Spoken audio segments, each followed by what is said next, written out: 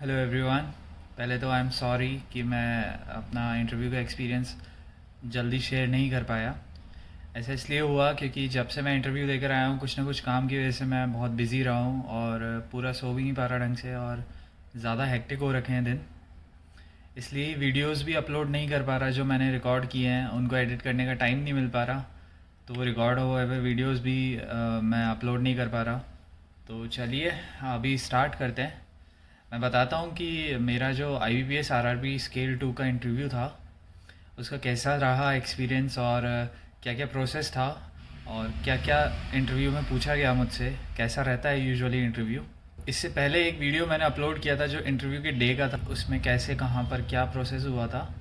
पहले तो मेरा इंटरव्यू जो था 17th ऑफ नवंबर 2022 को था और सेकंड बैच था दिन का 1 बजे से जो बैच चालू होना था उसमें था मेरा इंटरव्यू। और सुबह का भी एक बैच था 8 बजे से था शायद। तो 17th को इंटरव्यू था और जोधपुर में था।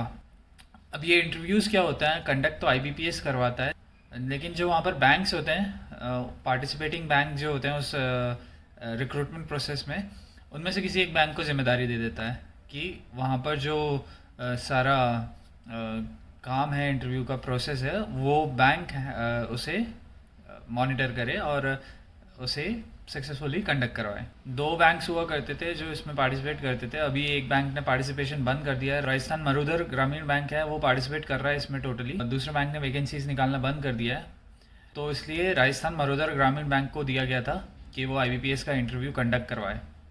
और उसका हेड ऑफिस क्योंकि जोधपुर में है तो इसलिए हमारे इंटरव्यूज़ जोधपुर हुए थे। मेरा इंटरव्यू 17th को था, बट मैं 16th को जोधपुर पहुंच गया था। यूजुअली मैं एक दिन पहले पहुंच जाता हूं ताकि इंटरव्यू के दिन कोई इशू ना हो कि सुबह को आप पहुंच रहे हो तो कहाँ पर आप ड्रेस वगैरह चेंज करोगे, सुबह को आप जल्दी उठोगे तो इंटरव्यू के टाइम रिलैक्स नहीं होगे आप। क्योंकि इंटरव्यू का ये रहता है कि आपका इंटरव्यू कब तक चले कोई कुछ नहीं कह सकता।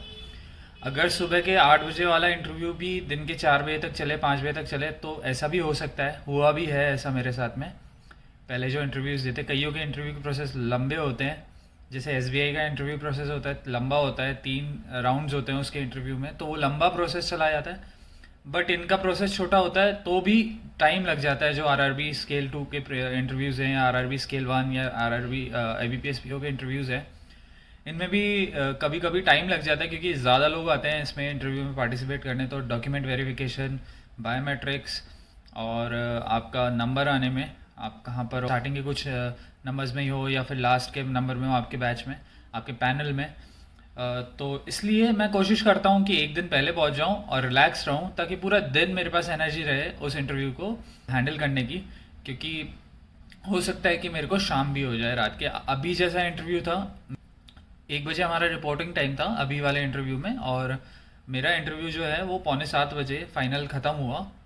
मेरे साथ वाले बैच में जो थे, लास्ट वाले बंदे का करीब 8:30-9 बजे तक चला इंटरव्यू, 1 बजे आया हुआ था वो। तो इट्स क्वाइट यूजुअल कि आपका इंटरव्यू रात तक भी जा सकता है। इसलिए एक दिन पहले मैं प्रेफर करता हूँ इंटरव्यू सेंटर पर, जहाँ पर इंटरव्यू कंडक्ट हो रहा है उस सिटी में पहुँचने का।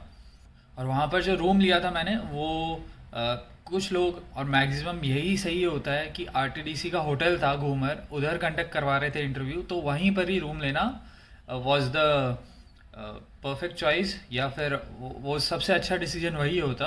बट मेरे को वहाँ पर जो रूम था वो इतना सही नहीं लगा, और मेरे पास में ही एक होटल था, वहाँ पर सही रेट्स में अच्छा रूम मिल रहा था, वॉकिंग डिस्टेंस पर था, तो मैंने वहाँ पर ले लिया। कोशिश यही रहनी चाहिए कि जहाँ आप नाइट स्पेंड कर रहे हो, रह रहे हो रात को, वो इंटरव्यू सेंटर से या वेन्यू से ज़्यादा दूर नहीं होना चाहिए। वॉकिंग डिस्टेंस पर हो तो ज़्यादा अच्छा, क्योंकि सुबह को आपको ट्रैवलिंग में जैसे सूट वगैरह कोई पहनता है, या फिर यूजुअली लोग अच्छी ड्रेस पहनते हैं इंटरव्यू के लिए, एक क्लीन ड्रेस होती है फॉर्मल, वो गंदी हो जाती है।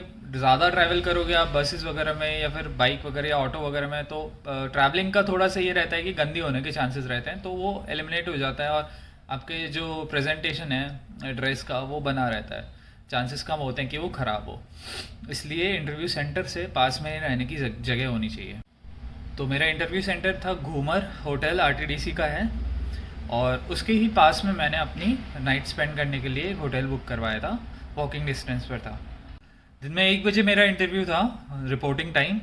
और सारे डॉक्यूमेंट्स वगैरह मैं पहले से प्रिपेयर करके गया था। उधर जो डॉक्यूमेंट्स रिक्वायर्ड होते हैं वो आपको इंटरव्यू के कॉल लेटर में मिल जाते हैं कि क्या क्या लेकर आना है। यूजुअली आपके ग्रेजुएशन के डॉक्यूमेंट्स होते हैं, और ये क्योंकि वैसा इंटरव्यू था जिसमें आप पहले से जॉब में हो तभी आप उसको दे सकते थे, तो हर किसी को अपने एम्प्लॉयर का एनओसी अगर आप वर्किंग हो, या फिर रिलीविंग लेटर अगर आपने जॉब छोड़ दी है, तो ये लाना कंपलसरी था।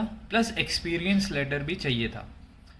तो ये एक्स्ट्रा मैंडेटरी डॉक्यूमेंट्स थे जो चाहिए थे। जिस भी इंटरव्यू में अगर आपने जॉब मेंशन किया है कि आप वर्किंग में हो अभी, तो उसमें ये चीज़ ज़रूरी होती है कि आप एम्प्लॉयर से एक नो ऑब्जेक्शन सर्टिफिकेट लेकर आओ कि आपके एम्प्लॉयर को कोई ऑब्जेक्शन नहीं है इस इंटरव्यू के प्रोसेस में पार्टिसिपेट करने से आपके।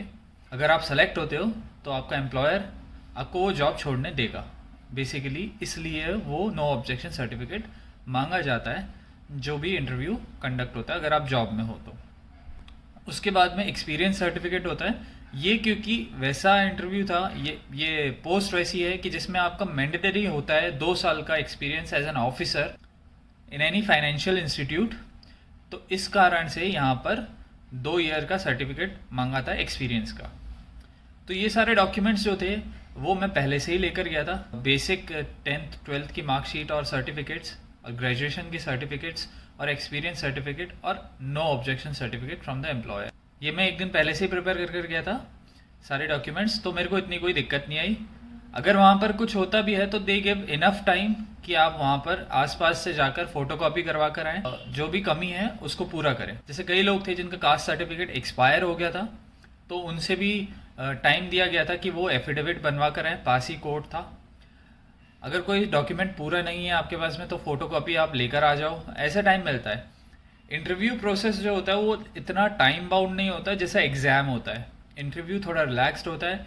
किसी का अगर कुछ डॉक्यूमेंट इनकम्प्लीट है या डॉक्यूमेंट वेरिफिकेशन के टाइम पर उनको एक्स्ट्रा क्लैरिफिकेशन चाहिए होता है, तो वो आपको टाइम देते हैं कि आप वो लेकर आइए, फिर आपका बाद में शिफ्ट कर देते हैं नंबर। इतना बाउंडिंग नहीं होता टाइम को लेकर इंटरव्यू प्रोसेस। तो इसलिए अगर उस टाइम आपके पास में कोई डॉक्यूमेंट अवेलेबल नहीं है रेडिली, और आप उसको 1-2 घंटों में अरेंज करवा सकते हैं, तो वो इजीली टाइम देते हैं आपको कि आप उसे अरेंज करवा लो।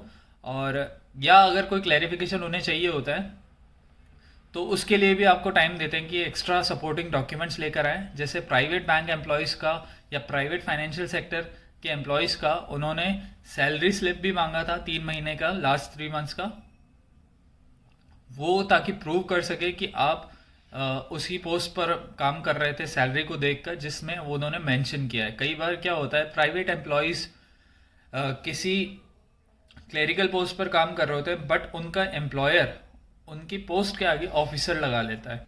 तो उसका जॉब रोल होता तो क्लेरिकल का है, बट क्योंकि उसके नाम के आगे ऑफिसर आ जाता है तो वो अप्लाई करने के लिए एलिजिबल हो जाता है। कई बार ऐसी प्रॉब्लम आती है कि जिनकी जॉब प्रोफाइल मैच नहीं कर रही थी उनके काम से, उनको रिक्रूट किया गया और फिर बाद में उनके परफॉर्मेंस में दिक्कत आती है। तो इसलिए एसबीआई जैसे सीबीओ है, वो जॉब प्रोफाइल सर्टिफिकेट क्लियरली मांगता है। आईबीपीएस आरआरबी स्केल 2 ने भी इस बार मेंशन किया था इंटरव्यू कॉल लेटर में कि जब एक्सपीरियंस सर्टिफिकेट आप लेकर आओ तो उसमें जॉब प्रोफाइल मेंशन होनी चाहिए कि आप नेचर ऑफ ड्यूटीज़ कौन सी कर रहे थे। उसको सपोर्ट करने के लिए प्राइवेट बैंक एम्प्लॉयज से सैलरी सर्टिफिकेट लेकर आने के लिए कहा था, सैलरी स्लिप्स लाने के लिए कहा था। तो ये सारे कुछ डॉक्यूमेंट्स थे जो लाने के लिए कहे थे।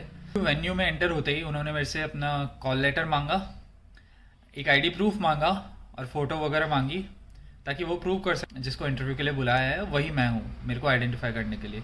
वो जैसे ही एंट्री हुई उसके बाद में हमें एक वेटिंग एरिया में बिठा दिया गया। उस वेटिंग एरिया में हमारा बायोमेट्रिक वेरिफिकेशन हो रहा था। अब बायोमेट्रिक वेरिफिकेशन वो होता है कि जब हमने एग्ज़ाम दिया था, मेंस या जो भी एग्ज़ाम दिया था, इसमें मेंस नहीं होता, इसमें एक ही एग्ज़ाम होता है, तो जो भी एग्ज़ाम दिया था उस टाइम हमारा बायोमेट्रिक लिया गया था। अभी जब वहाँ पर हम वेटिंग एरिया में बैठते हैं तो हमारा फिर से बायोमेट्रिक लिया जाता है ताकि आइडेंटिफाई हो सके वही आदमी है जो एग्ज़ाम देने आया था। तो उसमें थोड़ा सा ज़्यादा प्रोसेस लेंदी हो गया था, ज़्यादा टाइम लग गया था। 1 बजे हम पहुँच गए थे, 1:30 बजे एंट्री ख़त्म हो गई थी सबकी लगभग, और बायोमेट्रिक होते होते 4:30 बज गई थी। तो वो पहला जो बैच था सुबह वाला, वो वाला ही शायद लेट तक चल रहा था, तो इसलिए हमारे को धीरे धीरे भेजा जा रहा था। बट यूजुअली ऐसा हो जाता है सेकंड बैच वालों के साथ में कि वो उन्हें थोड़ा सा लेट तक बैठना पड़ता है, ताकि पहला बैच वाला अगर लंबा चल रहा है तो वहाँ पर एडजस्ट करना पड़ता है उनको टाइम। बायोमेट्रिक वेरिफिकेशन के साथ में हमारे से डॉक्यूमेंट्स अरेंज करवाए गए थे। सारे डॉक्यूमेंट्स जो चाहिए थे उसको एक सीरीज़ में होना चाहिए, सबको एक ही तरीके से वो डॉक्यूमेंट्स जमाने होते हैं। प्लस वहाँ पर डॉक्यूमेंट्स की लिस्ट का एक फॉर्म था, वो भरवाया गया था हमारे से। उसके बाद में हमारे को अंदर भेजा गया था डॉक्यूमेंट वेरिफिकेशन के लिए। डॉक्यूमेंट वेरिफिकेशन, अगर आपके डॉक्यूमेंट सारे पूरे हैं तो ज़्यादा टाइम नहीं लगता, 10 मिनट हार्डली लगते हैं अगर आपके सारे डॉक्यूमेंट्स सही हैं और पूरे हैं तो। और मेरा भी ऐसा ही था, मेरे को 10 मिनट ही लगे और मेरा सारा डॉक्यूमेंट वेरिफिकेशन हो गया सीट पर बैठने के बाद। ऑल्दो उससे आगे मेरे को वेट करना पड़ा आधा घंटा करीब, क्योंकि मेरे से आगे जो लोग थे 3-4 लोग थे उनका हुआ, फिर मेरा आया। डॉक्यूमेंट वेरिफिकेशन के बाद फिर से हम इंटरव्यू के लिए वेट कर रहे थे। इंटरव्यू के लिए वेट करते वक्त एक वेटिंग एरिया था उधर, और वहाँ पर करीब मेरे को आधा घंटा वेट करना पड़ा मेरा इंटरव्यू के लिए नंबर आने से पहले। अब इंटरव्यू कैसे कंडक्ट होता है, एक बैच, सपोज सुबह वाला बैच है 8 बजे वाला और दूसरा है 1 बजे वाला। हर बैच में 3-3 पैनल्स थे, मतलब कि एक इंटरव्यू जो भी कंडक्ट हो रहा है एक टाइम पर, उसमें 3 तरीके के पैनल्स बनाए जाते हैं, जहाँ पर 3 जगह पर एक साथ इंटरव्यू चलता है। ये तरीका होता है। पैनल 1 होगा, उसमें कुछ 5 या 6 लोग होंगे इंटरव्यूअर्स, वो बैठेंगे। दूसरे पैनल में अलग 5-6 लोग होंगे, तीसरे पैनल में अलग 5-6 लोग होंगे। ये 3 पैनल्स थे हमारे वाले में। अलग अलग पैनल अलॉट किया गया था। मेरा पैनल था 1, और ऐसे ही सेकेंड और थर्ड पैनल भी थे। तो तीनों पैनल में पैरेलल इंटरव्यूज चलते हैं ताकि प्रोसेस को जल्दी किया जा सके। एक पैनल में करीब 25 कैंडिडेट्स थे, तो इस वजह से थोड़ा टाइम ज़्यादा लग रहा था कि एक इंटरव्यू के पैनल में भी 25 लोगों का इंटरव्यू होना था, और सुबह को भी वही था, तो करीब 50 लोगों का इंटरव्यू वो एक पैनल ने लिया था सुबह से, इसलिए उसको लेट हो जाता है। अलग अलग टाइम पर अलग अलग इंटरव्यू लिया जाता है। किसी का इंटरव्यू 5 मिनट चलता है, किसी का इंटरव्यू 20 मिनट चलता है, किसी का इंटरव्यू 2 मिनट में ही ख़त्म हो जाता है। तो ये स्ट्रक्चर रहता है कि एक बैच में हमारे 3 पैनल्स थे, और 3 पैनल्स में मेरा पैनल नंबर फर्स्ट था। तीनों पैनल के इंटरव्यूज पैरेलल चलते हैं। जहाँ पर इंटरव्यू हो रहा होता है उसके बाहर कुछ सीट्स लगी हुई होती है, जहाँ पर सिर्फ 1 या 2 या 3 मैक्सिमम लोगों को बिठाया जाता है, ताकि उनको नेक्स्ट कैंडिडेट जब कॉल करें इंटरव्यूअर्स तो ज़्यादा टाइम नहीं लगे अंदर जाने के लिए। ऐसा इसलिए करा जाता है। और ज़्यादा लोग वहाँ पर इसलिए नहीं बिठाते जहाँ पर पैनल इंटरव्यू ले रहा होता है। इसका कारण ये है कि अगर वहाँ पर ज़्यादा लोग बैठेंगे तो आपस में बातें करेंगे और मैनेजमेंट में दिक्कत आएगी, वहाँ पर जो ऑर्गेनाइज करवा रहे हैं इंटरव्यूज़, या फिर अंदर तक आवाज़ जाएगी तो इंटरव्यूज़ को डिस्टर्ब हो सकता है या कुछ भी हो सकता है। वहाँ पर ईजिली मैनेज हो जाए, इसलिए 2 या 3 लोगों को मैक्सिमम इंटरव्यू पैनल जहाँ इंटरव्यू ले रहा होता है वहाँ पर बैठाया जाता है। 2 स्टेजेस थी वेटिंग की। पहला, मुझे आधा घंटा वेटिंग एरिया जहाँ पर सबको बिठाया जा रहा था वहाँ पर वेट करना पड़ा डॉक्यूमेंट वेरिफिकेशन के बाद, और फिर 15 या 20 मिनट मेरे को वहाँ पर वेट करना पड़ा जहाँ पर इंटरव्यू पैनल ले रहा था, क्योंकि मेरे आगे 2 और लोग थे, उनका इंटरव्यू हुआ तो उसमें 15 या 20 मिनट हार्डली लगे थे। फिर उसके बाद मेरी इंटरव्यू की बारी आती है। अब इंटरव्यू मैंने जब दिया तब मेरे पैनल में 6 लोग थे। इस बार वाले इंटरव्यू में ऐसा था कि रिटायर्ड आरआरबी स्टाफ थे, जो चीफ मैनेजर्स या एजीएम थे, वो इंटरव्यू कंडक्ट करवा रहे थे, रिटायर्ड। कुछ लोग थे जो कि स्पॉन्सर बैंक से थे, लाइक एसबीआई से, राजस्थान में एसबीआई का, और एक bank of Baroda sponsor bank है दूसरे बैंक का, तो वो लोग भी थे। और कुछ रिटायर्ड स्टाफ थे आरआरबीज के ही, वहाँ पर जो आरआरबीज हैं उनके। इंटरव्यू पैनल में यूजुअली एक हेड होता है जो कि एक जनरल मैनेजर होता है, स्केल 7 यूजुअली, और उसके बाद में स्केल 5, स्केल 4, स्केल 6 भी होते हैं उस पैनल में, जो कि क्वेश्चंस पूछते हैं। तो मेरे से स्टार्टिंग में जाते ही जनरल क्वेश्चन पूछा गया कि मैं कहाँ से हूँ और मैं कौन से बैंक में हूँ और अभी मैं क्या ड्यूटीज सर्व कर रहा हूँ। तो ये यूजुअली एक प्रोसेस होता है जिससे इंटरव्यूअर्स आइस ब्रेक करते हैं। आपसे डायरेक्टली क्वेश्चन करने से आप हो सकता है नर्वस हो जाओ और उस टाइम जितना अच्छा परफॉर्म कर सकते हो नहीं कर पाओ। तो यूजुअली वो स्टार्ट जनरल क्वेश्चन से करते हैं जिससे आप कंफर्टेबल हो जाओ उनसे बात करने में, उनसे इंटरेक्ट करने में। साइकोलॉजिकली ये हेल्प करता है इंटरव्यू में प्रोसीड करने से। तो स्टार्टिंग में जनरल क्वेश्चंस पूछने के बाद में मेरे से मेरे डिपार्टमेंट के बारे में क्वेश्चंस पूछे गए। सिचुएशनल क्वेश्चंस थे, क्योंकि मैं एचआर से हूँ तो वहाँ पर ज़्यादातर सिचुएशनल क्वेश्चंस होते हैं, सिचुएशंस आती हैं। प्रैक्टिकली कि कैसे हैंडल करेंगे उस सिचुएशन को, तो उस हिसाब से उन्होंने क्वेश्चंस पूछे थे। मेरे से जो इंटरव्यू लिया गया वो इतना लंबा नहीं था। मेरे से कुल 4 क्वेश्चंस पूछे थे, 4 या 5, जिसमें से 2 सिचुएशनल क्वेश्चंस थे मेरे डिपार्टमेंट को लेकर। फिर उन्होंने एक क्वेश्चन मेरे पुराने डिपार्टमेंट से पूछा था, उससे रिलेटेड था, और एक ऐसे नॉर्मल क्वेश्चन पूछा था। तो मेरा इंटरव्यू ज़्यादा लंबा नहीं चला। और ऐसे इंटरव्यूज़ ठीक होते हैं, क्योंकि मेरे जो इंटरव्यूज़ के एक्सपीरियंस रहे हैं, अगर आपके पॉजिटिव रिस्पॉन्स आते हैं और छोटा इंटरव्यू रहता है तो it's beneficial for you only. आपको अच्छे से जज किया जाता है छोटे इंटरव्यूज़ में, आपके फेवर में जज किया जाता है अगर पॉजिटिव रिस्पॉन्स आते हुए आपको दिखता है इंटरव्यूअर से। तो अगर लंबा इंटरव्यू चलता है तो उसमें चांसेस रहते हैं ज़्यादा कि आप कुछ ऐसी चीज़ें उन्हें बता रहे हो कि उन्हें आपको और इंटरव्यू लेने की ज़रूरत पड़ रही है।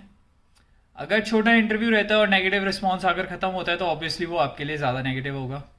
बट मेरा ऐसा नहीं था, पॉजिटिव रिस्पॉन्स आया था और इंटरव्यू छोटा चला था। तो आई थिंक कि मेरा जो इंटरव्यू है वो मेरे फेवर में ज़्यादा रहेगा। तो मेरे को ये थोड़ा सा ज़्यादा लग रहा है कि ठीक हुआ इंटरव्यू, अच्छा हुआ इंटरव्यू। अब कोई कुछ नहीं बता सकता कि कैसा हुआ है जब तक मार्क्स ना आ जाए। अभी तक तो मैं सेटिस्फाइड हूँ, मेरे को कोई ऐसी टेंशन नहीं है कि मैंने ये बोल दिया वहाँ पर, वो नहीं बोलना चाहिए था, या ऐसा बोलना चाहिए था, या मैं ऐसा करता तो ज़्यादा अच्छा हो जाता। इट वॉज फुलफिलिंग इंटरव्यू मेरी तरफ से कि आई डिड माई बेस्ट। जितना उन्होंने पूछा मैंने उन सबका आंसर दिया। तो so it was overall a good experience. और अब कोई कुछ नहीं कह सकता, आप कितना भी कॉन्फिडेंट हो जाओ या कितना भी अंडर कॉन्फिडेंट रहो, मार्क्स जब तक नहीं आएंगे आप अपने इंटरव्यू का या अपनी परफॉर्मेंस का जज नहीं कर पाओगे कि कैसा दिया आपने। तो वेटिंग फॉर दैट ओनली। 1 जनवरी को मेरा जो इंटरव्यू है और जो फाइनल एग्ज़ाम था पूरा, उसका रिजल्ट आएगा। 21 और 22 ऑफ दिसंबर को हमारे मार्क्स आ जाएंगे जो हमने एग्ज़ाम दिया था, और 1 तारीख को फाइनल रिजल्ट आ जाएगा। इंटरव्यू और एग्ज़ाम का कंबाइंड जिनका सिलेक्शन हुआ है उसमें बैंक अलॉट हो जाएगा अगर सिलेक्शन हो गया है तो वेटिंग फॉर दैट। 1 जनवरी 2023 उस दिन रिजल्ट आएगा और उस दिन बताऊंगा मैं आपको कि क्या रहा इस इंटरव्यू का रिजल्ट, कितने मार्क्स आए। अभी मेरे को लग रहा है कि मेरे फेवर में रहा है इंटरव्यू, बट लेट्स सी। ये इंटरव्यू खत्म होने के बाद में मेरे को एग्जिट बायोमेट्रिक करवाना था।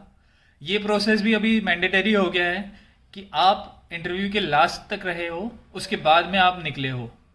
ये प्रोसेस नहीं होता तो आपका इंटरव्यू इनकम्प्लीट माना जाता है। कई ऐसे कैंडिडेट्स थे जो एग्जिट बायोमेट्रिक नहीं करवा कर गए थे तो उन्हें वापस बुलवाया गया था और फिर उनसे एग्जिट बायोमेट्रिक करवाया गया था। ये यूजुअली होता है कि आप इंटरव्यू के पूरे प्रोसेस में रहे हो, सिक्योरिटी रीजंस की वजह से करते हैं, या फिर इसका ही ऐसा ही कुछ रीज़न है। ओवरऑल मेरा इंटरव्यू एक्सपीरियंस ये था। अब आगे एक और एग्ज़ाम है 4 दिसंबर 2022 को, SBI CBO का, तो वो देने चलेंगे। लेट्स सी कैसा रहता है, वहाँ पर भी आपको लेकर चलूँगा। मेरा एग्ज़ाम्स देने का ये पर्पज़ है कि मैं जो अभी अपॉर्चुनिटीज़ आ रही हैं या आगे जो अपॉर्चुनिटीज़ आएंगी उनमें ऐसा ना रहे कि मैं छूट चुकी है मेरी तैयारी, या फिर अलग सा ही कुछ आ जाए कि बहुत टाइम हो गया एग्ज़ाम दिए हुए। तो इसलिए मैं जो भी एग्ज़ाम आता है यूजुअली देता रहता हूँ बीच बीच में, चाहे सिलेक्शन हो या ना हो वो मैटर नहीं करता मेरे लिए अभी इतना, क्योंकि ऑलरेडी मैं जॉब में हूँ और ये ठीक जॉब है। अगर सिलेक्शन होता है हायर पोस्ट के लिए तो अच्छी चीज़ है। अगर वैसी जॉब में सिलेक्शन होता है जहाँ मैं नहीं जाना चाहता तो वो मैं अपॉर्चुनिटी छोड़ सकता हूँ। बट मैं ट्राई ज़रूर करता हूँ कि वो एग्ज़ाम दूँ ताकि मेरे पास में कभी ऐसी अपॉर्चुनिटी आए जो मैं ग्रैब करना चाहता हूँ। उस टाइम मेरी एग्ज़ाम की प्रिपरेशन नहीं होगी या आदत नहीं होगी मेरे को एग्ज़ाम देने की, तो डिफ़िकल्टी होगी ज़्यादा कि उसको ग्रैब कर पाऊँगा मैं अपॉर्चुनिटी को या नहीं, ये सोचूंगा क्योंकि एग्ज़ाम दिए हुए ज़्यादा टाइम हो गया। इसलिए मैं ट्राई करता रहता हूँ कि कोई भी एग्ज़ाम आए तो मैं उसे देता रहूँ ताकि मेरी आदत रहे एग्ज़ाम देने की। वो एनवायरनमेंट अलग होता है और इंटरव्यूज़ देना ज़्यादा प्रेफर करता हूँ मैं, क्योंकि इंटरव्यू देना एक ऐसा एक्सपीरियंस होता है जो आपकी पर्सनालिटी को डेवलप करता है। आप चाहे प्राइवेट के इंटरव्यूज़ दें, प्राइवेट ऑर्गेनाइजेशंस के, तो वो भी देती रहिए। वो भी अच्छा एक हेल्पिंग हैंड होता है आपकी पर्सनालिटी को डेवलप करने में, क्योंकि आपसे कोई जज कर रहा होता है सामने और आपको पता पड़ रहा होता है उसके मार्क्स जब आते हैं कि आपने कहाँ पर पर्सनालिटी को जज किया गया है। तो वो अच्छा एक इंडिकेटर होता है वेयर यू स्टैंड। तभी मेरे को इंटरव्यूज़ देना पसंद है। मैंने बहुत सारे इंटरव्यूज़ दिए हैं आने वाले वीडियोस में मैं एक्सपीरियंसेस शेयर करूँगा, कहाँ कहाँ मैंने इंटरव्यूज़ दिए हैं और कहाँ कहाँ मेरी जॉब्स लगी हैं। लेट्स सी क्या होता है इस इंटरव्यू का रिज़ल्ट 1 जनवरी 2023 को। चलिए, तो अभी खाना वगैरह खा लिया है और इंटरव्यू का एक्सपीरियंस भी मैंने शेयर कर दिया है। ये पेंडिंग था 2-3 दिनों से। अब जल्दी से जल्दी मैं कोशिश करूँगा कि इसको एडिट कर कर वीडियो को अपलोड करने की कोशिश करूँ। आप सब लोगों का बहुत बहुत धन्यवाद इस व्लॉग में बने रहने के लिए। अब कल मुलाकात होगी, तब तक के लिए गुड नाइट।